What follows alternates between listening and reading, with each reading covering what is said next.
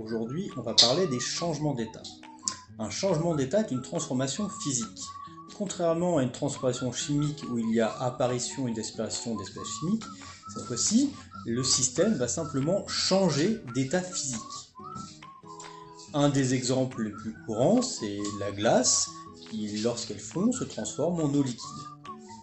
Avant le changement d'état, l'eau était donc sous forme solide, la glace, et après le changement d'état, l'eau est passée sous forme liquide. Vous avez déjà vu au collège la description microscopique des trois états de la matière. Dans l'état solide, les molécules sont ordonnées et bougent très peu. Dans l'état liquide, les molécules sont désordonnées, sont plus agitées mais restent proches les unes des autres. Et enfin, dans l'état gazeux, les molécules sont éloignées les unes des autres et très agitées. Le passage de l'état solide à l'état liquide s'appelle la fusion. Le passage de l'état liquide à l'état gazeux s'appelle la vaporisation. On peut distinguer l'ébullition lorsque celle-ci a lieu à la température d'ébullition de l'espèce et l'évaporation si celle-ci a lieu à une température inférieure à la température d'ébullition de l'espèce.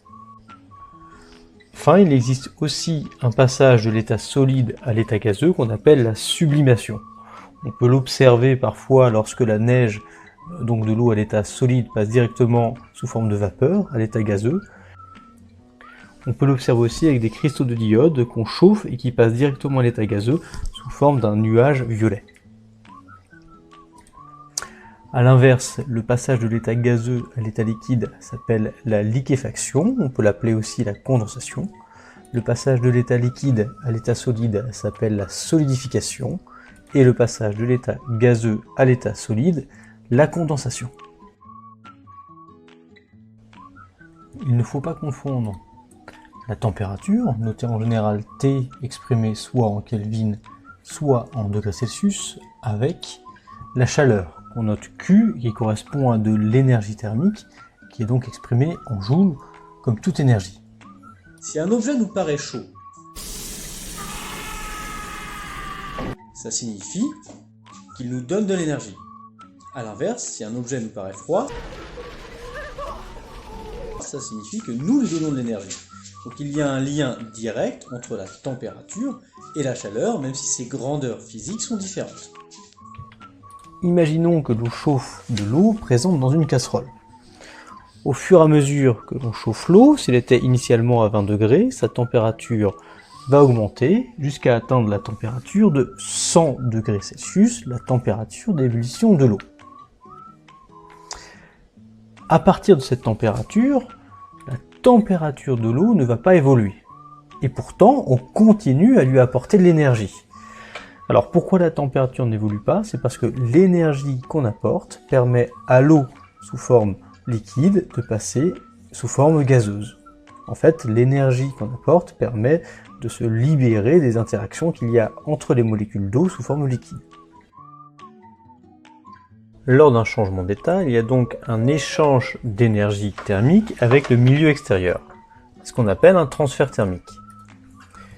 Lorsque le système passe d'un état condensé à un état moins condensé, par exemple lorsqu'il passe de l'état solide où les molécules sont ordonnées à l'état liquide où les molécules sont moins ordonnées et plus libres, il faut lui fournir de l'énergie pour en fait se libérer des interactions entre les molécules. Dans ce cas, l'énergie du système augmente, celle du milieu extérieur diminue. C'est ce qu'on appelle une transformation endothermique. A l'inverse, lors d'une condensation, d'une liquéfaction ou d'une solidification, l'énergie du système diminue, celle du milieu extérieur augmente. C'est une transformation qui est dite exothermique. La quantité d'énergie échangée lors d'un transfert thermique se note Q et elle s'exprime en joules.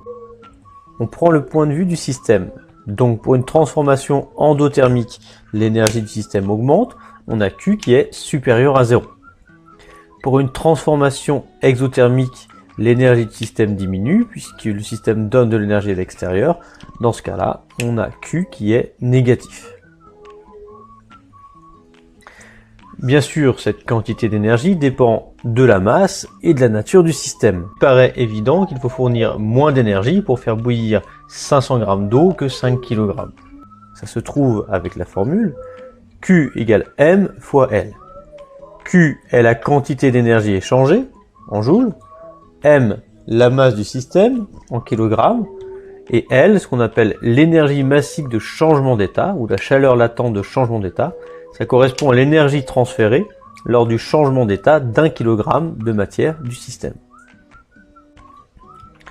Enfin, les énergies massiques de changement d'état, comme les quantités d'énergie échangées, peuvent être positives pour une transformation endothermique ou négatives pour une transformation exothermique.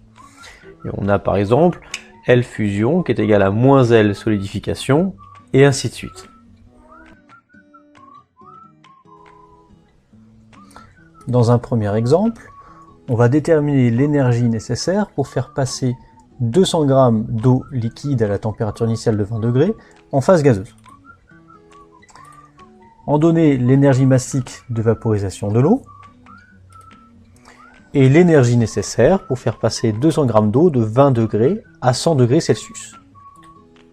Il faut comprendre qu'il y a bien deux étapes dans ce phénomène. Tout d'abord, il faut apporter l'énergie qui permet de faire passer l'eau de 20 degrés à 100 degrés, sa température d'ébullition. Et ensuite, il faut apporter l'énergie nécessaire pour permettre la vaporisation de l'eau liquide en eau gazeuse. Alors, donc la formule nous donne Q égale masse de l'eau fois l'énergie massique de vaporisation de l'eau, ce qui fait 4,4 fois 10 puissance 5 joules.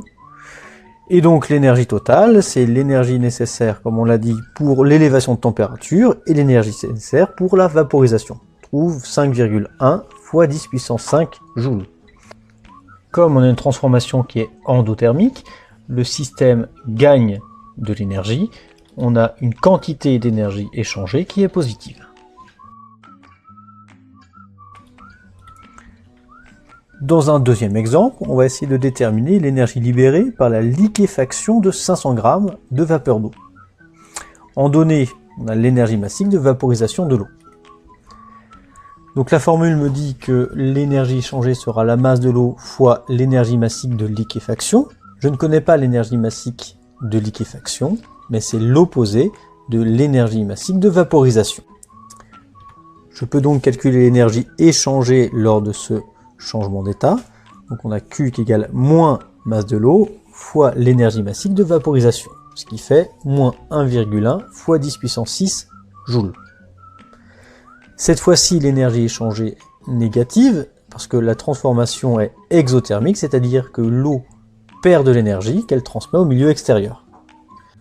Et donc l'énergie libérée, elle, donc c'est l'énergie gagnée par le milieu extérieur, c'est la valeur absolue de l'énergie échangée, soit 1,1 fois 10 puissance 6 joules.